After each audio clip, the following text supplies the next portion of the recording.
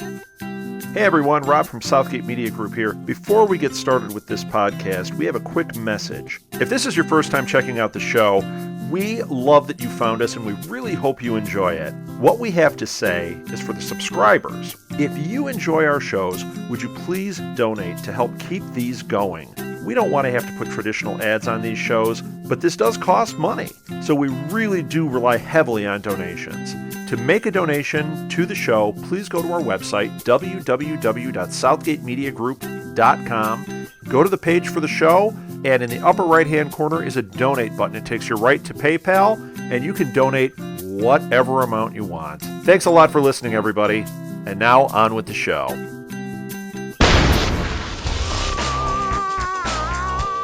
understand what I'm about to tell you, you need to do something first. You need to believe in the impossible. Can you do that? Good. Because all of us, we have forgotten what miracles look like. Maybe because they haven't had much of an appearance lately. Our lives have become ordinary. But there is someone out there that is truly extraordinary. I don't know where you came from. I don't know your name. But I've seen you do the impossible to protect the city I love. So for those of us who believe in you and what you're doing, I just want to say thank you. Hey, Flash family. Welcome to The Flashpoint, a Southgate Media Group podcast dedicated to the hit CW show The Flash. I'm Lilith. And I'm Kelly. Up for discussion today is episode 106, The Flash is Born. I liked this episode, but I probably won't be as gushy as I have been for the past 5. Ooh, this is new. Uh-huh. But I have 5 episodes of goodwill. Just remember that, guys. It's all right. I'll be fangirly for you. Yay! Finally, things are back in order the way they're supposed to be. You mean I'm not being the reverse Flash? It was starting to freak me out. I was like, when am I gonna be able to complain? And it's not too much complaining, but you'll see what I mean. I hear ya. So yeah, let's just jump right into it. The Flash faces a new metahuman named Tony, who can turn himself into girded steel at will. While Dr. Wells and Caitlin are concerned about Barry's safety, Cisco comes up with a plan to take Tony down. Meanwhile, Iris blogs on. The Flash gets her into trouble, and Eddie witnesses Tony's abilities firsthand and begins to ask questions that Joe doesn't want answered. Joe asks Dr. Wells to help him solve Nora Allen's murder. So this episode was written by Jamie Paglia and Chris Rafferty. Now, do you want to know something cool about James Paglia? He wrote for Eureka. I loved Eureka. And his writing partner was Chris Rafferty. And this episode was directed by Millicent Shelton. I'm not familiar with her work, but I liked what she did. Yeah, it was very cool. The episode got turned on its head a little bit, and I loved it. And I'll get to that in a little bit. Our guest stars were, of course, long-suffering Patrick Sabonye as David Singh, who gets like 2 lines. And, of course, Greg Finley as Tony Woodward, a.k.a. Gerda. Yay! I was happy to see him. You're cheering for him for Starcrossed. I'm cheering for him because of Secret Life of the American Teenager. Yeah, I liked him in Starcrossed. Now to be fair, I had a hard time recognizing because he was not that jacked on Secret Life. Mm-hmm. And I was just like, holy crap, this dude is huge. Yeah, he is huge. He's 6'3" and he's got like 2 of David Ramsey's arms for 1 arm. That's saying a lot. Yeah, because David is ginormous. So, yep, those were our guest stars. The ratings have really definitely gotten into its average of a 1.4. We had about 3.5 million people watching again this week. So we're doing really good. And I really don't see us going down or up that much. This is our groove. This is our sweet spot. Oh, I don't know. The crossover might go up a little bit. Like I said, I think everybody who's watching Arrow is watching The Flash. Do you want to talk about anything in the soundtrack or sound design? I noticed a lot of the scientist, of course, in this episode. Little motifs from the scientist. Yeah. Fiddling around here and there. So that was fun. You know, I always like to see how he turns things on their head. Definitely. Nothing was really noteworthy for me on that front this week. Like, not like, ooh. I was hoping to hear something new, something fresh. But yeah. I I still love his music, duh. You guys know that. Yeah, yeah. But we did have a song going on in Jitters. I didn't even notice we had 3 songs. Wow, I didn't either. So we had Do You by Spoon. We had Generation Blues by Tara Plain Sun. And then Skeletons by Of Monsters and Men. And that's the song that I knew because I actually like that band. I like them too. They're doing really good with the soundtrack because I don't even notice the songs where an arrow, it sticks out like a sore thumb and drives me nuts. Yes, agreed. So I kudos to that where it just kind of blends in and it's background noise. So let's just move on over to the discussion points. The theme of the week. What'd you get, Missy? Bullies. And you know, it's kind of funny because seeing how being bullied younger in life affected Barry as he got older. And everybody else, too. You know, even Eddie went through that. You know, and he's the guy that really everybody can identify that at some point in their life. And everybody struggles with that. Sometimes even, you know, as you get older. I like the theme of bullies. I think since last week was Things Fall Apart or Go Boom, I think this was Things Come Together and Believe in Destiny and, you know, the return of the impossible being possible again. We hadn't heard that theme in a couple of episodes, so. Yeah, and I thought it was interesting, too, that there was, it was also an episode with the theme of forgiveness, you know, because you have Joe and Dr. Wells, and you have Barry and Iris. And even in a way, you kind of have Eddie and Iris, too, because, you know, she wasn't taking his calls and stuff, and just kind of implied, you know. The villain. Oh, the villain. Arrow has rubbed off on Flash in the worst possible way with villainitis. I was very disappointed with this week's villain. Okay. He was flat, very one-dimensional, very one-note. Mm-hmm. I don't know if that was the point of it, but I just don't like it, especially since we had, you know, that awesome episode with, you know, Plastique, where we get a lot of her backstory. She felt fleshed out for the 42 minutes we got to know her. Mm-hmm. Mm-hmm. You know, this guy had no redeemable qualities. No, he really did. I think that was the point, though. I think they wanted you not to like him because he had been a bully. You know, and Barry said that, you know, the Collider, it doesn't change who you are, but it magnifies who you are. Yeah, I mean, I get that, but it's just, I don't know, like, I never feel like one-dimensional villains are fun. Yeah, no, I agree.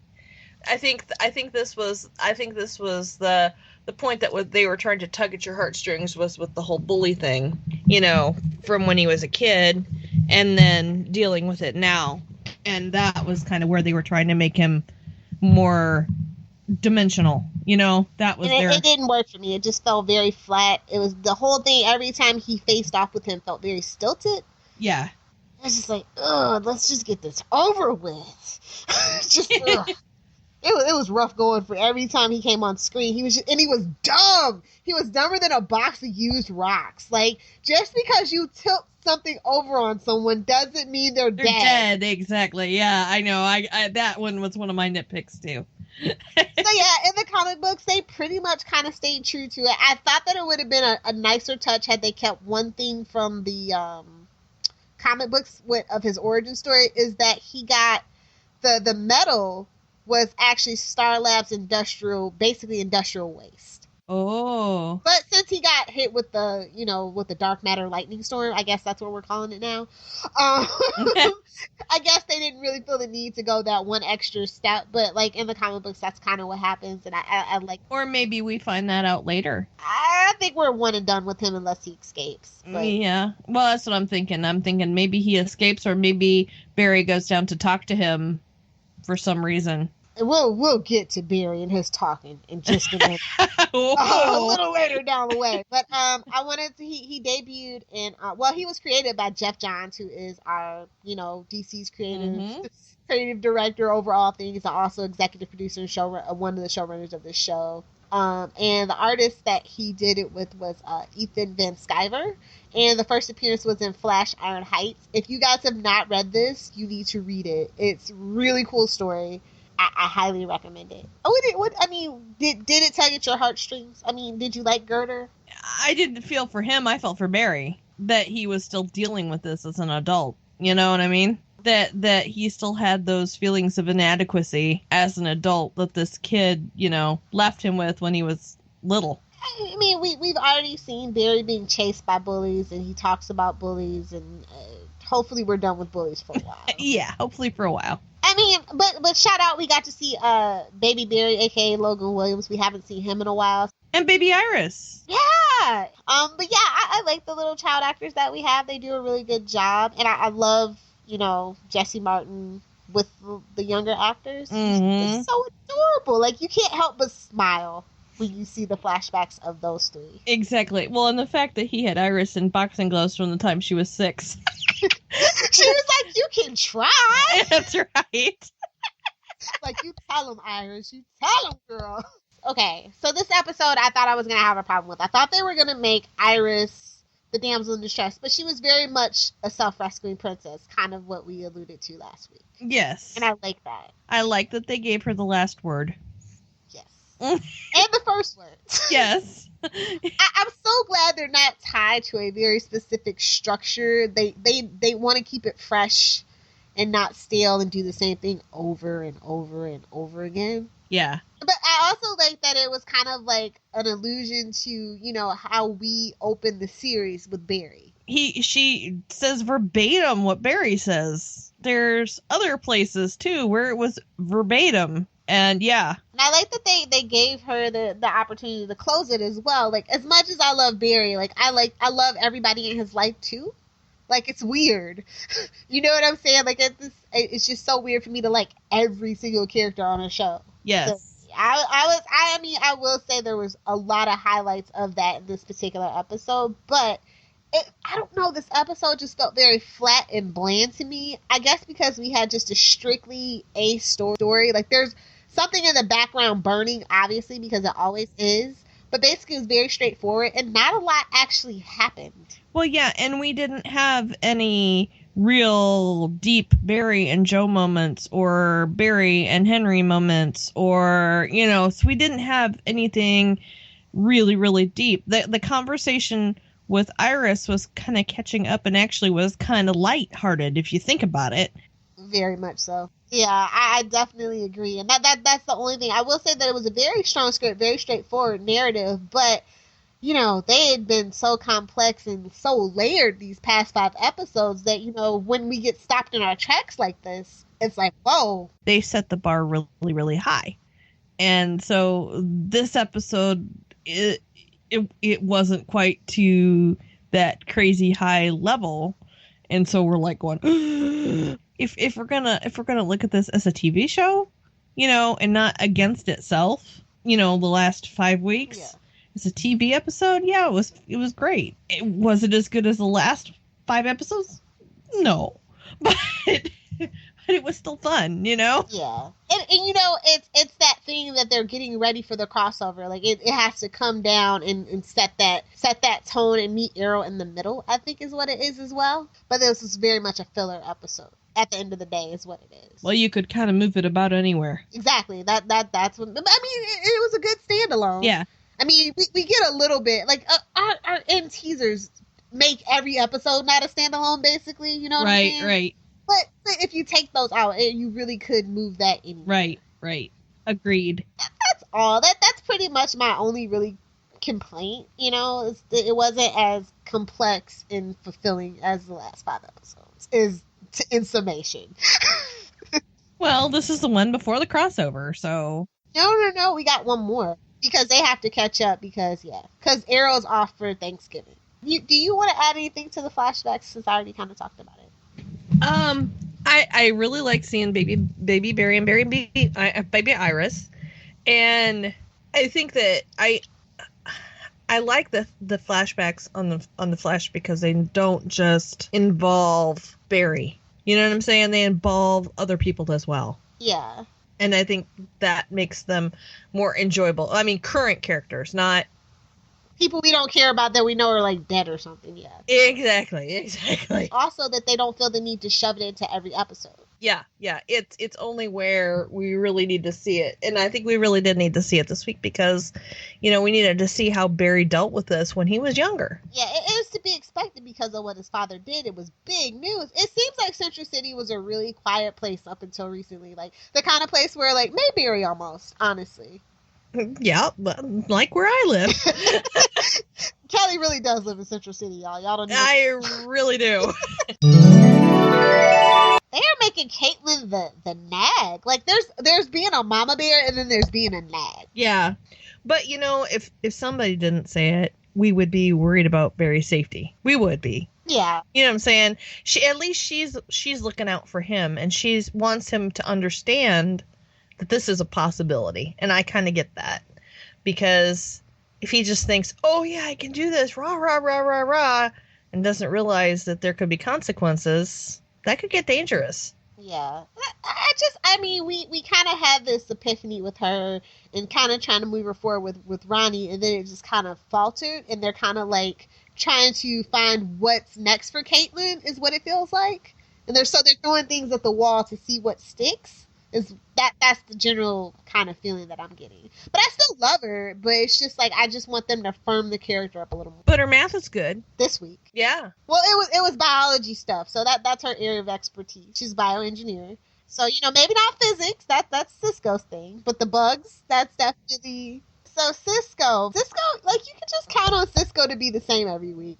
Cool t-shirts, making the gadgets, you know, figuring out what Barry needs to do. And naming the villain. Exactly. Exactly. I like that. He's our constant. He's a fanboy. Yep. Supersonic punch! It'd just be the flash of lightning and stuff. Supersonic punch. I just wanted somebody to tweet me the old Dragon Ball Z meme. It's over 9,000. I was just waiting for it. Y'all missed an opportunity. I almost wanted Cisco to say it. I enjoy Cisco consistently every week. Yes, he is a riot. I would like to see some more emotional depth from him. I get a feeling that it's coming, but I feel like Barry does need that cheerleader very much. The opposite coin of what Caitlyn and Dr. Wells, and especially in this episode, were. Cisco would be on my zombie apocalypse survival team. Yeah. I guess we'll just kind of talk about Dr. Wells right now. I loved him this episode. He's still duplicitous, obviously, but I love everything we learned about him this episode. Yes, we finally learned some of his backstory and why and wherefore, and that he was married. I mean, and lost his wife. That's a big deal, and that's something that he shares with Joe, apparently. Oh my God, weren't you just, like, the way Joe had that look on his face, weren't you going to say, didn't you think Joe was going to open up about what happened to his wife? Yes. I don't know. I don't trust Dr. Wells, but in that moment, it was a beautiful moment between those two. Yeah, agreed. And I love the amount of ooh factor, the uncomfortable feeling we got, you know, during their conversation. And Joe thought he was slick. He was like, yeah, I'm going to liquor him up and see if these loose lips will sink a few ships. I saw you, Joe. I saw you. Yep. You know, but you think about it, you know, Barry had the same thing with Eddie, too. That was a very uncomfortable situation for a while. Oh, my God. I loved Eddie. He got more than 2 lines this week. Yes, he did. He got to hang out with Barry this week. Everything with them this week was golden. I loved it. Like, I'm so happy for Rick Cosman because of this episode. Like, he got a chance to shine. I really enjoyed Eddie this week. Yes. We got his backstory, too. Like, just out of the blue. Wasn't expecting it. And that helps us to identify with him. Definitely. I want that bromance, Eddie and Barry. I definitely do. Even though it's uncomfortable. I don't think it has to be, though. Like, yes, he's pining for Iris, but I think that Barry's going to realize he needs to move on because Iris is happy, and at the end of the day, he is her best friend, and he wants her to be happy. Yeah, agreed. And so he needs to move on for his life. And like I said, he's 25 years old. He needs to go out and live his life and have fun before he thinks about settling down. Yes. That's my thing, guys, is that, you know, this is a slow burn. I mean, if this show is going to last 10, 11, 12 years, just throwing that out there. Yes. You know, maybe season 6, they start to explore what they feel for each other. But until then, I want to see that friendship. I enjoy their chemistry as friends together. Yes. That's all. I'm corny. Do it the Bones way. Yes, married and a baby by the end of the series, which will happen, and then we can have a spinoff and have Iris West II as the first female Flash come back, and that's our spinoff. I'm just saying. Throw that out there. We 12 years, baby Iris can play Iris West II. See, I got this all planned out in my head, guys. Y'all don't even know. There you go. Yep, leave it to old Lilith. I got this. But anyway, speaking of Iris, I don't know. I liked her opening and closing monologues, and I loved baby Iris. But man, she is like fangirl. Like she is just she's almost was obsessed with the Flash as Girder. I was gonna say, is this the Cupid gal on Arrow? No. She wasn't Carrie Cutter levels of crazy. Oh God, Iris, get it together, sister. You got Eddie. You need to. You better answer his phone calls, or I will for you. And I don't know if that's a seed that they're planting. That because in the comic books, people who kind of have a familiarity with it, Thawne gets obsessed with the Flash and resentful, and maybe, if he is that guy, this is like the seed where it's like, okay, Iris is obsessed with the Flash, and she's blowing me off to cover stories about the Flash. And to meet with the Flash, and what are they meeting about? And then he finds out that it's Barry, the guy he already said he had his eye on because they were so close. See, that could be a seed. But yeah, Iris needs to get it together because Eddie, for all intents and purposes right now, I cannot get my pitchfork. Not yet. And my tar and feathers out yet. And he just seems like a good guy. So it just hit me in the gut when she declined his phone call. I was just like, no. Shame on you. Not good girlfriend behavior. They gotta do something with Iris. I love Candace, and she's really putting her all into this role, and she live tweets with us, and she really understands Iris. But what's coming across the screen is just not that great at this point. But she is a self-rescuing princess, so kudos to that. She handled herself very well. I was very proud of her. I don't know what else I can really say about Jo that we didn't kind of talk about with West, but I don't know. I love that they give Jesse Martin so much material. It shocked me. I thought he was definitely going to be the Paul Blackthorne of this series, but he found out so soon, and that just changed everything. Yeah. Well, and the end scene shocked the hell out of me. Surprised me. And the way he reacted. And okay, here's my question with the end scene. What was Henry Allen investigating that would make someone kill Nora to silence him? And why wouldn't he tell Jo now if Jo believes in the impossible? Wait, what? Okay, well, why was Nora killed? You think that was random? Oh, if we're going by the comic books, it's because the guy goes back in time. He wants Barry to be a better hero, and he feels like he needs tragedy. The Batman syndrome, basically. Well, I figured Henry must have been looking into something. But he's a heart doctor. What could he have possibly gotten into? Or Nora, maybe. I don't know. Yeah, maybe. We don't know what his mom did, do we? We don't. Maybe she was a reporter. Maybe. Somebody had to be investigating something. I would like that twist because I'm not really a fan of the comic book storyline. No offense to Jeff Johns.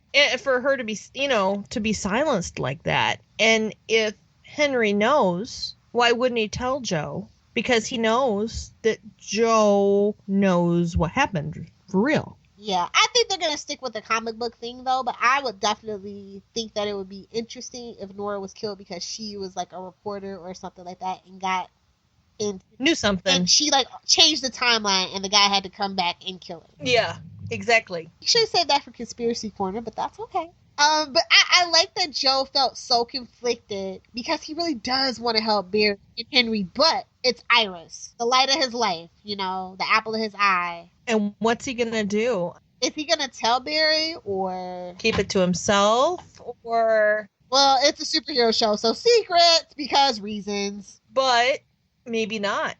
Maybe he tells Barry because he doesn't want to hurt his feelings that he stops investigating his mom's case because he promised he would. Well, okay, since we're talking about Barry, the thing that has been annoying me, we haven't gotten those little annotations at the crime scene anymore. I'm kind of bummed out about that. And they've made Barry kind of stupid lately. He's a scientist. He was very proficient and very smart the first 3 episodes, and that's just kind of gone away. Yeah, well, you know what my nitpick of the night was? Oh, what? When Barry confronts Tony the first time, wouldn't Eddie have noticed his voice and recognized it? You would think. Because he didn't disguise it. That was my nitpick of the night. Girl, I got a whole list for this episode I won't get into. But, I mean, I will because we're talking about Barry right now. Yeah. I don't like Barry gloating at the end. Agreed. I felt that wasn't very hero-esque. Yeah. I did like that he thanked his team, though. Girl, I got this written. Are you in my notes again? Seriously, Kelly? No. No, but it was great that, you know, what he does is really cool, and it's really easy to take people for granted. And I think that he realizes that if he's going to lead and he's going to do these things, that he has to have really good people behind him. And he realizes, you know, well, yeah, he's got brains. In the superhero venue, he's more the brawn, and those two are the brains, in a way. You know what I mean? Because it's different types of science than he's... You know what I'm saying? At the crime scene, yeah, he's got his science, and those are things he's expert in. But physics and, you know, biology, you know, all this stuff with his system and everything, that's kind of out of his realm, and he relies on Caitlin and Cisco. That's what really sets this show apart from Arrow. Yeah. Honestly. Every week he does it. If you ever notice, every single week he finds a way to tell them thank you. Thank you for having my back. Thank you for being here. And I think my favorite line has been thus far, you know, we all got struck by that lightning. Yes, yes. And if he doesn't tell them verbally, he does something to show them. Like, the thing that I always say about John Wesley Shipp's Barry Allen is that whether or not he really understood it, John Wesley Shipp just nailed Barry Allen's compassion just right on the head. And this series is definitely diving into that, and it just... because it's easy to forget because it's a superhero show and it's supposed to be fun and family fare, but like they are very true to the heart of who Barry is, and that's the best thing about this show. Every single week, even when he's a butthead sometimes. Yes, even then, you just wanna hug him. Those were my nitpicks, guys. It wasn't too bad, right? It was painless. It was pretty painless. but shame on Barry for revealing himself and then, you know, just gloating. Just don't do it, sir. Don't do it. Yeah, well, and the whole speeding thing while he was still Barry, that's how Eddie's gonna figure it out. If he figures it out. Like I said, I have my own theory about what happens to Eddie and why his last name is Thawne. And, you know, I got to thinking about Dr. Wells and who he could be, because there's more than one Reverse Flash, right? Obviously, because it's the comic books. Right. And we have to be convoluted. For, again, reasons. Timey-wimey, spacey-wacy reasons. Especially in The Flash with the timey-wimey stuff. So, it's like, maybe he's not the evil Reverse Flash or Professor Zoom. Maybe he's one of the neutral ones or whatever. And he's just, like I said, I really think he's trying to protect his timeline, whatever time he comes from. He's trying to protect that. And he also cares about Barry. And it was obvious because he was very upset with Barry for going off half-cocked. Yes. Well, and, you know, maybe Barry's his great-grandpa. Or maybe he is Barry from a parallel universe. Who knows? Exactly. Who knows? I do love that Joe was suspicious of Dr. Wells, because I would be too. And the thing that you want to notice about that specific conversation is that Joe says, you gave Barry his powers. Dr. Wells very directly corrects Joe and says, an accident, emphasis on accident, gave Barry his powers. Yes. Dr. Wells is so buttoned up and always on edge, and he's literally the smartest guy in the room all the time. He's a slick son of a gun, and I love it. And I definitely think that he knows what happened. Oh, absolutely. I don't think it was him, but I think it's somebody connected to him, quite possibly. Yeah, I would agree with you. Do you want to do awards or Easter eggs first? Oh, let's do Easter eggs. Okay. So, Dr. Wells refers to Girder as a man of steel. Of course, one of Superman's many. Yes. So yeah, I already kind of talked about Girder and who created him. And he's a really new villain, by the way. He only got created back in 2001. Rusty Iron Brewing. Girder. Exactly. Rusty Iron Brewing. Yes. Exactly. You get it. Very punny. They are punny on this show, like nobody's business. Yes. And that goes to the Flash, the original run of Flash. Yes. We get another Keystone mention. Yeah. So, I mean, are we ever going to see Keystone City? They're twin cities. It's like Minneapolis and Milwaukee, basically. So are we ever going to see it? Maybe. There's Keystone in Indianapolis, too. Well, and you guys know Keystone City was the home of the original Flash, Jay Garrick. And also Wally West lived there. So Cool. they're only separated by a river, guys. You get to see much of it. Garrick's Wharf, the faded sign on the alley wall near the Rusty Iron Brewing. Yeah. Obviously, it's a reference to Jay Garrick, the original Golden Age Flash. And I saw that one. Did you? Bravo. Yes, I did. There is a Marvel reference in this episode. Do you know what it is, Kelly? I probably wasn't looking for a Marvel reference. It's really easy. I don't know. Iron Fist. Oh, yes. And then we got the Burning Man, which is like that. It's a reference to Firestorm, but obviously it's a big gathering out in the desert with a bunch of hippies. And then, of course, my favorite thing is something tells me it's gonna catch on. Those are our East. Oh wait, we had one more too. Stacey Conwell is the Iris's co-worker at Jitters. In the comics, she's the daughter of a friend of Barry and Iris. Her father was killed, and she was the one that ended up living with the Allens. Oh, interesting. And then, fun fact, she also opened up a chain of pizza delivery restaurants. Ah, so she has a life in food service after Jitters. Yep. Yeah, I like the bookend Iris this week, and the quotes that matched that was kind of cool. Oh, and did you catch the name of the bar that Wes and Wells met at? No. It was Warriors, which is a superhero themed bar owned by Green Lantern Guy Gardner. So if you want to talk about the comic book. Okay, so we got the Flash season 0, number 6. Mr. Bliss shows Barry the true meaning of fear. Ooh. Can the fastest man alive outrun his own inner demons? That sounds interesting. Yep. So this one again was written by Andrew Kessberg and Catherine Wozak. The pencils were by Phil Hester, and the inks were by Eric Gasper. It's 23 pages long. The print and digital release date is November 17th, 2014. They've been killing it with the Flash season 0 run. Yes, it has been nice. There isn't a new Flash proper title, so we don't have to talk about that. So we can get to episode awards. The grade. I'm going to give this week a B. I enjoyed it. I had some issues with it, but I still enjoyed it. Okay, fair enough. I concur your sentiment, but it's a B- for me. Mm-hmm. Because they can and have done better. Yes, they have. And it just, I'll keep it complex and layered. That's the beauty of the Flash. It's fun, it's bright, it's not dark and depressing, but it also is a lot more complex than Arrow. And then pretty much almost every DC show, it's actually more complex than that's on the air right now. Barry's he just came across. He was the weakest link this week, honestly, and that's unusual. That is very unusual. So that's all. I mean, this is his show, and he's the guy that I love the most. And so when he's not up to snuff, I definitely take personal offense. You mean when he's not up to speed? There it goes. Finally, a pun. Oh, you know, we didn't have one pun last week. Oh my heavens, what were we thinking? We were tired. We were. You squeaked one in this week, though. Good for you, Kelly. What was your scene of the night? Oh, scene of the night. I really enjoyed the scene with Baby Barry and Baby Iris and the boxing scene. You know, you could try. That was pretty awesome. Do you have any other ones real quick? Well, I loved the whole bug thing. Yeah. Check the math. Your dispersal models don't correlate. Yeah, they do if you factor in the seasonal fluctuation in reproductive cycles.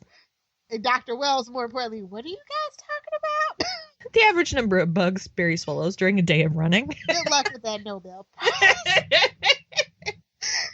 Oh, yeah. I think my scene of the night, but I'm going to go with Eddie divulging his backstory to Barry. Good choice. Because, I mean, Eddie got a chance to shine. And I'm a real huge fan of Rick Cosnet. I've just been waiting And waiting. And waiting some more.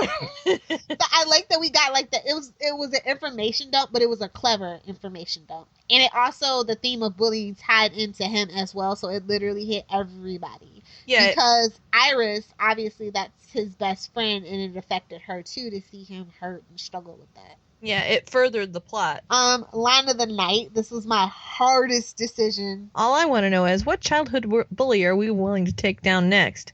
Mine or Caitlin's? I vote mine. What? Guys, wait. That's not a joke. I think mine had to be Joe. The particle accelerator is the gift that keeps on giving. Yeah, that was good too. And then I guess the runner-up will be Caitlin. I have ice and bandages standing by. Most memorable moment? When Barry prompts Iris to name himself what he wants to be named. Well, what he was already named, I guess. But when he gets her to start calling him the Flash, which is pretty cool. Yeah, I have that in my notes. I was like, Barry is a cheater. Superheroes don't get to name themselves. Although Oliver did name him. Oliver named him. He just had to get Iris to see the light. For me, I think it was at the end of the episode after the man in the red and yellow lightning leaves, and you see Joe's face because it's a knife with through the picture of Iris that says "Stop or Else" carved above it, and you know Barry is basically his kid, and he wants to do everything he can do to right the wrong that he did to both Barry and Henry, and the conflictedness of Joe. Yeah, and that was the way that Nora was killed. Yeah. How deep of a message is that? I mean, character of the night or MVP. Now, it could be anything or anyone, not just a character. MVP or most improved? No, we're MVP. Okay, MVP. That's a tough one. I would say Dr. Wells. Oh, yes. It was a tie for me between Dr. Wells and Joe West. Yeah, I would say Dr. Wells because he opened up this week. Well, we think he opened up. We hope he opened up. You never know with him. Up, but he fooled us. We should be ashamed of ourselves, but he fooled us, and he fooled us good. We all know it. Yes. He got the wool over our eyes, but, you felt for him. And we got more from him this week than we have for the whole series. So, yeah. And I think things that we learned in this episode and the next few are going to, be important. Yes, being very important. So, yep. Now, you know what they say about the best lies. The best lies have a kernel of truth in them. So, yeah, I think he was married to the lady, but maybe he hated her. Or something along those lines. I don't know that I believe the straightforward story that was presented, but I definitely believe there was a lady involved. There's always a lady involved. Most improved. Oh, Eddie, all the way. Agreed. Best action. I say that punch was kind of cool, actually. The effects were done pretty interestingly. I mean, not what I would expect. And I also kind of enjoyed Barry ducking the car or the Hummer door a la Matrix style, which was kind of fun. The best action for me is Barry saving the kid from getting hit by the Hummer. Oh man, I think I like that the most because it got Joe to thinking. See, best character interactions, I'm pretty sure we have the same. Oh well, it has to be Iris and Joe and Barry in the flashback for me, and then I think Eddie and Barry too. Those two. Yep. Eddie and Barry went it hands down for me. I need that bromance, and I'm gonna need some slash fic in my inbox, guys. just throwing that out there. No pressure. Okay, biggest shock surprise of the night. Well, what happened at the end? The lightning storm in his living room. Yeah, I don't think that I saw that coming because usually we deal with something in the past. I mean, something that Dr. Wells is up to. You know, or what I mean? Something, a flashback of what happened that caused what happened in the episode to happen. Or maybe it was. What do we know? Right, exactly. We don't know. But yeah, that was like really completely out of left field, throw you out a window kind of shock. Do we have any theories or predictions for our conspiracy corner? I was kind of intrigued with Barry all of a sudden being able to run as fast as he did and cause a sonic boom. Yeah, I'm a little annoyed with that we're burning through all of his powers because, like, he's almost to the speed where he can go backwards and forwards in time on the cosmic treadmill. And this is only the 6th episode. Yeah, that's wow. But then again, he only did it because I think it was a very emotional thing for him. He knew Iris was in danger, and I think that spike of adrenaline was what allowed him to do that. Hopefully that's true in the show's universe, because I just feel like it's too soon for all that. Theories and predictions, huh? I don't know. I'm out for this week. If you'd like to join us while we live tweet every Tuesday at 8 p.m. Eastern Standard Time, you can be sure to follow us at flashpoint_SMG.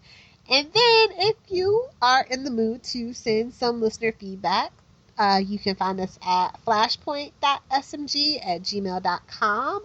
And we are also on Tumblr at theflashpodcast.tumblr.com. Our Ask box is open. Anonymous is on. All you have to do is just click the button and leave us something. I'm looking for fan art, fanfic, whatever. Love to highlight you guys. And shout out to Soldier-123, who always, literally, 2 seconds after the episode is aired, sends me the promo stuff to post. All right. Well, it leads us into shameless plugs and self-promotion. As always, Kelly, you can go first. All right.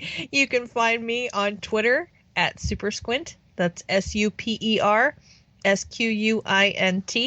That's also my Tumblr, so you can find me there. Yeah, and Instagram. Yep, we're there too. And you can also read my flash reviews every week at voiceoftv.com. And if you want to listen to a couple other podcasts that I co-host, you can listen to Before the Bat, which is a Gotham podcast. And you can listen to the pair of us also at Queen Consolidated. As for me, I am at Lilith Hellfire over on Tumblr. I have a blog that is just a hodgepodge of pretty much CW stuff at this point. And you can find it at lilithlovestv.blogspot.com. Don't forget, Loves is spelled L-U-V-S. I, too, write for Voice of TV. I happen to write the Arrow reviews. So every Thursday around 3 p.m., come find me and leave some comments. So yeah, that is just about all we have for you guys here at The Flashpoint. We hope you've enjoyed our discussion of episode 106, The Flash is Born. Be sure to join us next week. We'll be talking about episode 107, Power Outage. It'll be next Tuesday before you know it. And we'll be back in a flash.